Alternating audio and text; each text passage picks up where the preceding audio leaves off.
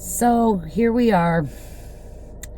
I was definitely moved to make this video today. I wanted to be in an area where there'd be an American flag somewhere on a flagpole, and usually that's pretty easy to find.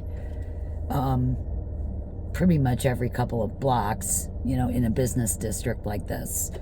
But I don't see one right here where I have an appointment in a few minutes. But really, I just wanted to make a comment about certain disturbing situations that keep happening every year, and they get worse every year rather than better. And it's sickening is what it really is.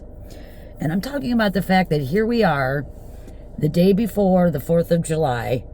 I mean, really, in many ways, other than Christmas. And I mean, you can throw Halloween in there, but it's a totally different type of holiday.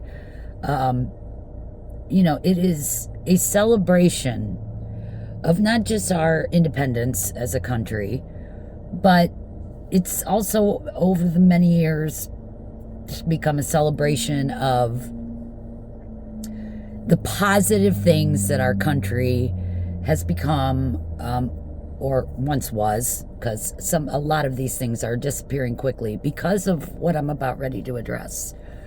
But for some reason, over the last 20 or so years, give or take, it's just been every time around this year, you just see, news reports, videos on social media, just talking about how disgusting the 4th of July is, how disgusting our flag is, how disgusting our founding fathers were, or once were, or something along those lines.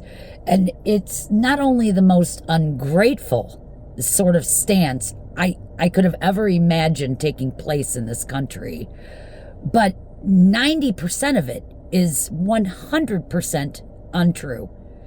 And I think, if you want to bitch and moan about this country, you could do it at any other time of the year, and really that happens too.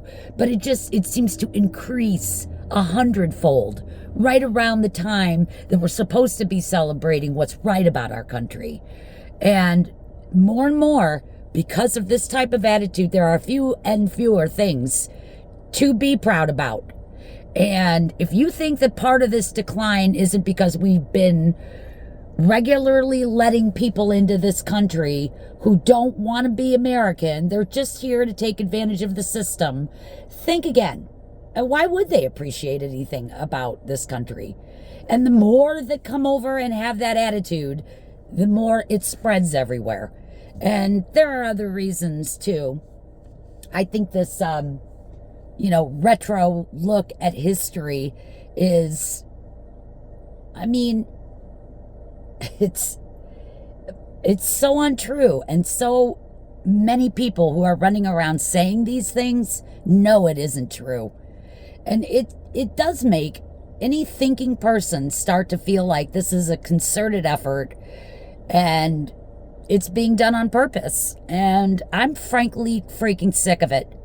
And I think for me, if anything were to ever happen to this country to where we were no longer the country that we, at least right now, are holding on to by a string, the first thing that I would feel the worst about would be all of the young men, and it has been mostly men. I'm going to include women too, because later on, women were, were joining the military and going on the front lines. But that didn't come until much later. It's all of the young men who died for all of the things that we're supposed to be standing for in this country. And that would mean they all died in vain. We're talking 16, sometimes 16-year-old young men. I mean, they would lie. They wanted to so much be a part of protecting and preserving their country. They would lie about their age so that they could enlist. So we're talking 16, 17, 18-year-olds who put their lives on the line. Many had never been married before, never even had a first love yet.